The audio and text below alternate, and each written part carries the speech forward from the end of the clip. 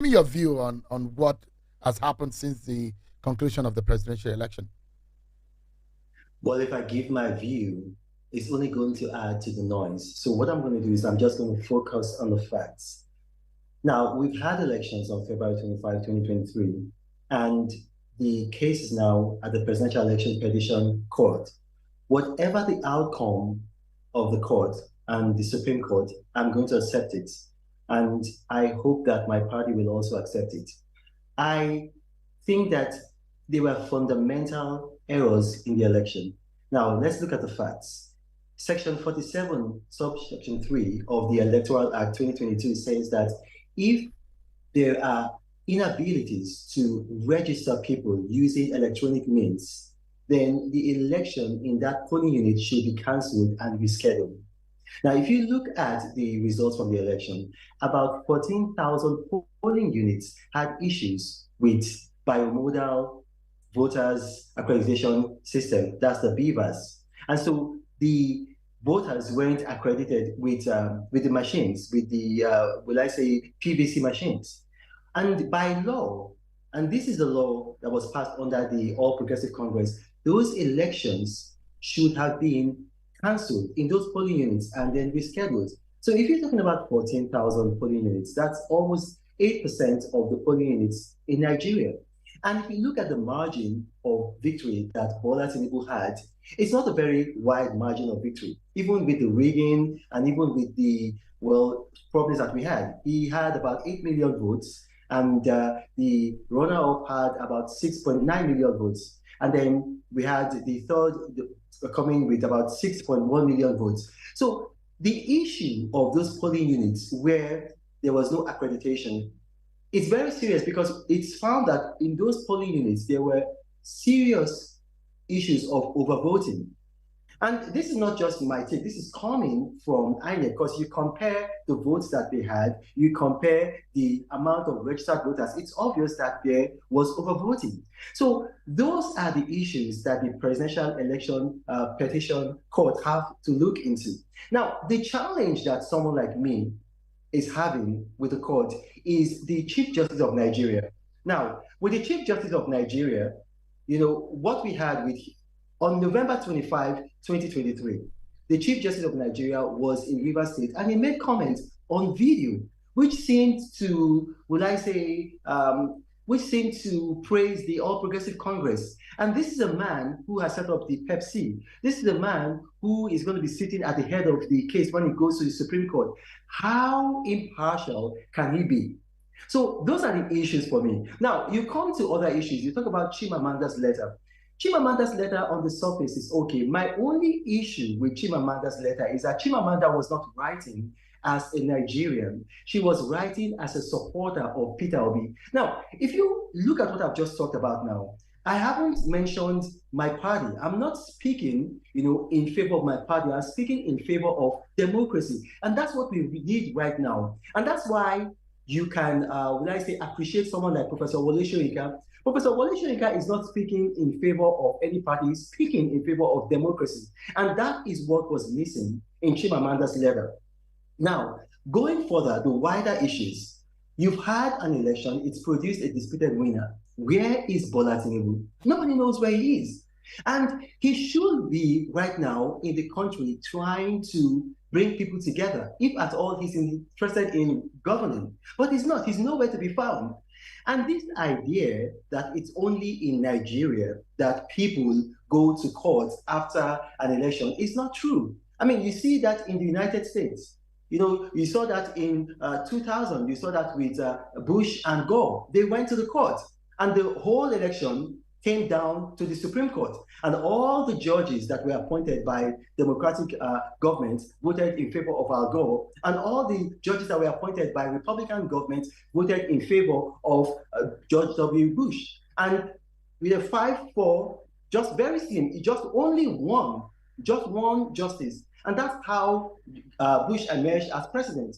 And then you also saw what happened January 6th, you know, after the election in America, you know, the storming of the US Capitol. So it's not an issue that is limited to Nigeria. As a matter of fact, in Nigeria, what we've seen over the years is that over the years, election petition cases keep reducing.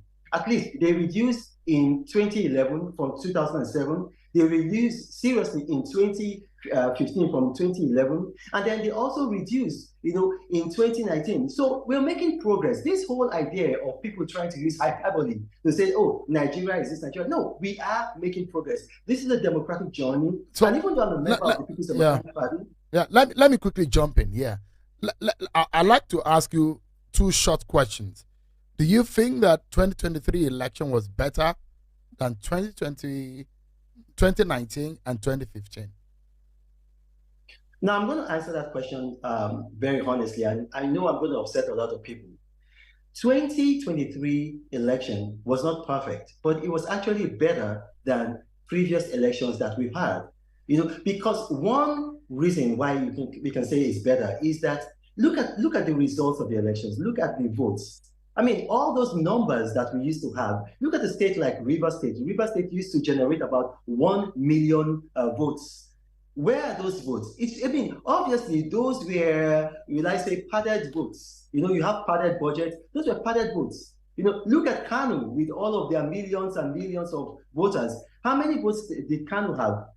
So I think the election was better in the sense that it's been able to weed out a lot of the shenanigans that all parties, and this is not just a matter of the APC, all parties engaged in, whereby, maybe underage voting and then double voting. As long as you are able to use the BVAS machines, then you are able to weed out the problem of overvoting. The only issue that we have with this election, why I believe that parties are in court, is because of those 14,000 polling units where BVAS was not used. Now, if the INEC can improve on that in 2027, whereby they have a backup that BVAS or maybe any kind of new technology that they're going to use will be used to accreditate voters, then we're going to see elections in Nigeria being very, very clean. But I know this is not what a lot of people, especially from my party, want to hear. This election was not perfect. I don't think that Bola Tinubu won this election cleanly, but it's still an improvement on 2019. If you take the figures, if you look at the figures of 2019, you look at the votes that Muhammadu Buhari had. I think he had about 15 million votes. If you look at the votes that Waziri Atiku had, I think he had about 8 million votes. I mean, you don't see those kinds of figures in 2023. And that's to show you that we've been able to weed out a lot of shenanigans that happening. Another quick one will be, you said you don't think that Bola Tinubu won the election cleanly. Who do you think won the election, in your own view? Well, it's very hard to say. It's very, very hard to say. That's why I'm insisting that I don't want to give my own view. I don't want to give my own opinion. Let's just follow what the law says. And that's why we have the law. The law is a lighthouse that guides a ship to land on a dark and very, very stormy day. Now, what does the law say? And you can actually Google it right now, as we're talking. Go to the Electoral Act, Section 47, Sub 3. It says that where voters come to the polling units and then the machines for accrediting them are not working, then the elections is going to be cancelled and rescheduled for another day. That was not done by INEC in 14,000 polling units. And with an election where you have the victor not winning by a lot, I mean, the number of votes in those 14,000 polling units, if you take the margin of victory between the second runner-up, that is Waziri Atiku Abubakar and Bola Tinubu, those 14,000 polling units, they have more votes than the margin of victory. So that's why we're saying, look, I don't know who won. What we are saying is just follow the law, cancel the election in those 14,000 polling units and order a rerun in those polling units, not the whole election. I'm not saying that you have a rerun in all the 178,000 polling units in Nigeria. No, just those 14,000 polling units where you had manual accreditation. So this is one of the prayers of the Atiku and the PDP in their petition. They say that the 1,810,206 votes was less than the number of permanent voter cards collected in the polling units where elections were cancelled and did not hold across the country. So you're speaking to the petition of your party to the election petition, isn't it? No, not quite. Not quite. You see, the language that my party is using is different from my own language. When you invited me to this program, on my own, I think I wanted it to be a matter of honor to speak for democracy, not to speak for my party. And that's why I'm careful choosing my language. My own situation is quite different from my party because in those 14,000 polling units, and I'm going to be honest with you, probably my party is not going to like me saying this. All parties, including the Labour Party, the People's Democratic Party, and the APC, benefited from overvoting in those 14,000 polling units. So what I'm saying is that those 14,000 polling units they are not credible. The results from the elections in those 14,000 polling units are not credible. Follow the law. Don't follow what Reno Omokri says. Don't follow what Waziri Atiku Abubakar and the People's Democratic Party petition is saying. Don't follow what Peter Obi and the Labour Party petition is saying. Just follow the law. The law is very clear. It's unambiguous. Yeah. So let me take you up on one of the things that you said earlier. You mentioned it briefly about what Chimamanda said. Are you inferring that Chimamanda was partisan in our submission? And Chimamanda basically, in summary, says that she believes that a new sense of trust was breached by the 2023 presidential election due to the non-compliance with the new electoral law. Hence, congratulating Bola Tinubu tarnishes the very democratic reputation that America prides itself in. Those are some of the summary of what you can deduce from Chimamanda's open letter. So what's your take on Chimamanda's open letter? Well, Chimamanda said other things in her letter. If you look at the letter, she also talked about violence and voter suppression against people who were supporting a particular candidate and a particular party. But Chimamanda is not accurate. If you look at the election, a lot of people, it's just like the song by Tupac, All Eyes on Me. It's a case of all eyes on Lagos. A lot of Labour Party supporters, they're talking about Lagos, violence in Lagos. Yes, there was episodic violence in Lagos. It wasn't widespread. It was episodic violence. In the southeast of Nigeria, there was actually systemic violence against people that were voting against the Labour Party. And we have the videos. The videos are all over the place. In Imo State, you had 3 people dying in Imo State. None of them were from the Labour Party. In the Southeast, in all the states of the Southeast, you had at least one person, except one state, dying. You didn't have all of that in Lagos or in the Southwest. And Chimamanda's letter was just focused on the things that she felt happened to supporters of a particular candidate. So that's what I'm saying. And again, one other thing in Chimamanda's letter, it's quite unfortunate, but Chimamanda was not factually accurate. What she said in her letter is that the Electoral Act provides that INEC must transmit results electronically. Now, that's not accurate. I've got a master's in law. I don't know what degree Chimamanda has, but if you read the Electoral Act, there is no mandate on INEC to transmit results electronically. The only mandate on INEC is that they have to electronically accreditate voters. Let me get here because I'm actually trying to engage you quickly because of your other engagement before I come back to the other speakers on the podcast. You said something about Bola Tinubu and you were asking question that where is he? I'm very sure that Tosin might have an idea of where Bola Tinubu is at the moment, but the Time magazine named Bola Tinubu as one of the 100 most influential people.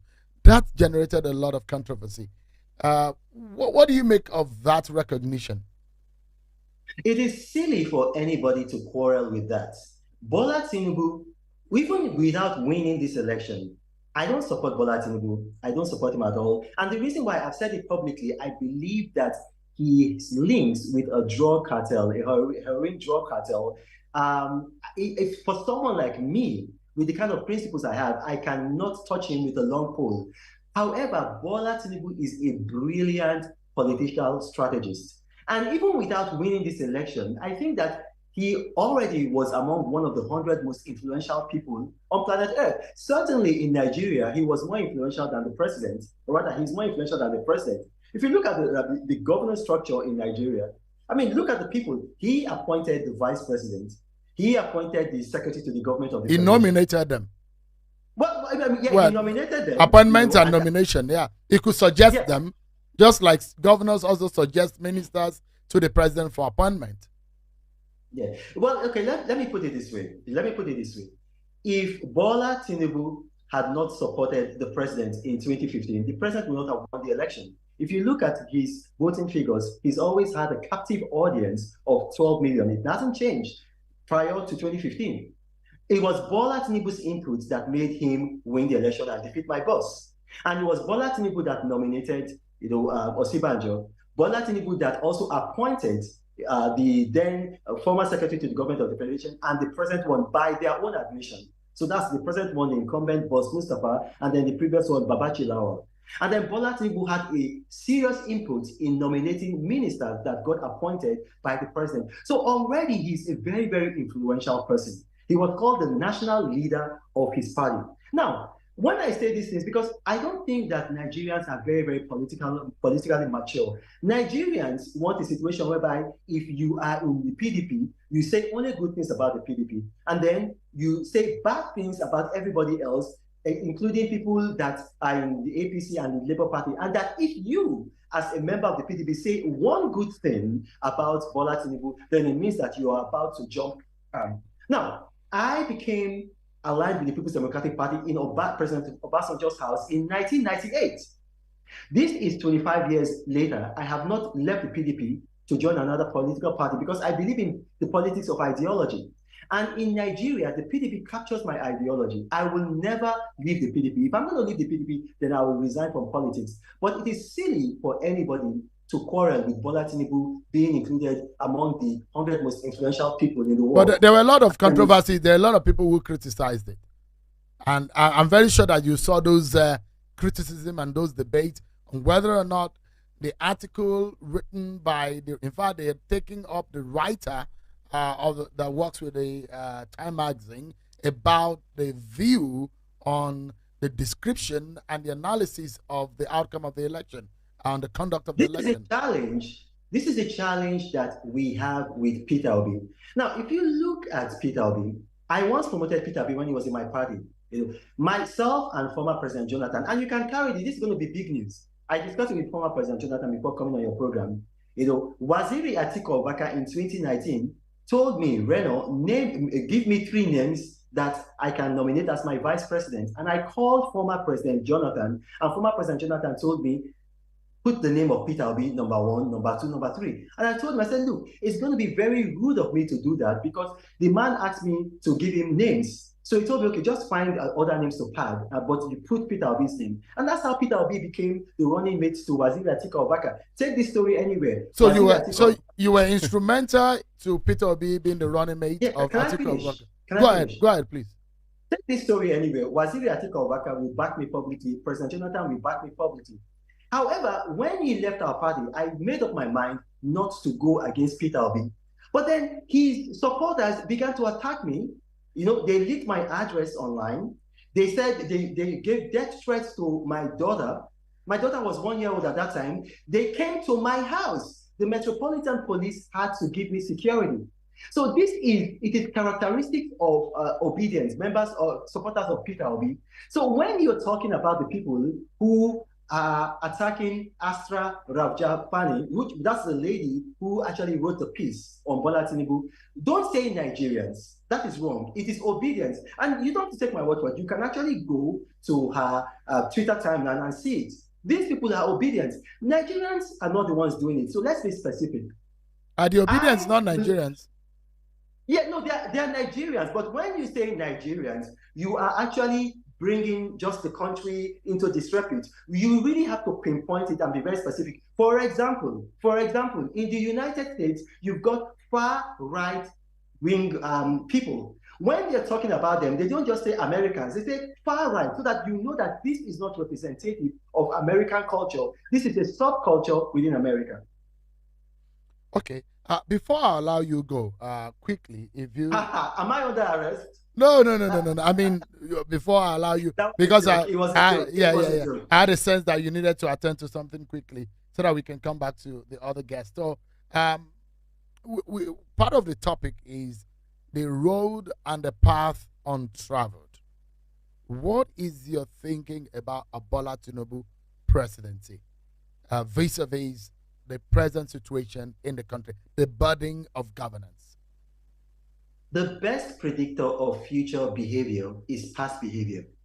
I have said before that each of the major candidates, Waziri Atiku Abubakar, Bola Ahmed Tinubu, and Peter Obi, would be an improvement on the Buhari administration. I've said this before, you can, and I've never deviated, I've been consistent. If you look at what Bola Tinubu has been able to achieve in Lagos, you see that Bola Tinubu does have a governmental genius. He's a very good administrator. So we can expect that if his health does not fail him, there's going to be an improvement in governance. Now, he also has baggage, being the fact that he does have links with a heroin drug cartel. And you see that papers in faraway countries like Austria, Germany, Der Spiegel, they carried it in Germany. You saw recently Uber Facts, Daily Loud. These are major media. They keep talking about that. So that's going to affect the image of Nigeria. It's going to affect our passport. But if he can find a way to work around that, Bola Tinubu is going to be a dramatic improvement on Muhammadu Buhari. However, in my opinion, now, all along I've been trying to stick with facts, but this is my opinion. In my opinion, the best person would have been Waziri Atiku Abubakar. So, in your opinion, we've lost the best, well, as its case is right now, except if the court upturns the present scenario. But as it is right now, you think Atiku is better than Bola Tinubu in terms of handling the capacity to handle the situation of Nigeria. That's what we It's Nigeria's cause. It's Nigeria's cause. The best president that we never had was Chief Obafemi Awolowo, but we never had him. The second best president that we never had was Chief MK Abiola, but we never had him. So we had a situation whereby we could now pick another best president in the person of Waziri Atiku Abubakar, but you saw what happened with those 14,000 polling units. That's why I appeal to the Pepsi and the Supreme Court. Follow the law. Don't follow your opinion. Follow the law and order rerun elections in those 14,000 polling units. And whatever happens, we will accept the results. For the sake of Nigeria, because you say you've been speaking on fact, if Bola Tinubu approaches you to work with him, would you? It will never happen. Okay, which one? Which of the scenarios? Him approaching you or you accepting to work with him? Oh my gosh, I don't want to betray privilege. Somebody from Bola Tinubu's camp has already reached out to me, and I told the person that, look, it cannot happen. I can't do it. It's just against my principles. I'm not. Some people can do that. It's not in my DNA. I can't do it. It's never going to happen. It's never going to happen. I wish Bola Tinubu well if he eventually is sworn in and then the courts uphold his victory. But I can never work with him. I mean, look at what white heroin, the kind of damage it's done in America and in Nigeria, the number of young lives that have been killed and destroyed. I cannot. I'm a pastor. I'm an ordained pastor. Oil was put on my head. Somebody's hand was put on my head. I will give an account of my life to God. So there are things. Mark chapter 8, verse 36 and then 37 says, what shall it profit a man if he shall gain the whole world and lose his soul? Then verse 37, or what shall a man give in exchange for his soul? I can never work with Bola. But what about a portion of the Bible that talks about repentance and giving a second chance? There is repentance, but God does not take away the consequence of your sin. He takes away the consequence of you not getting into the kingdom of God. But the natural consequence of your sin, God doesn't take it. That's what people do not understand. So for instance, if you have killed a man and you pray to God, and then God is going to forgive you, but it doesn't mean that a court will not sentence you to death. No, that's still going to happen. So a lot of people in the United States every year, tens of thousands of people, mostly young people, die as a result of white heroin. In Nigeria, the same thing. I cannot work with such a man. It would be like taking blood money.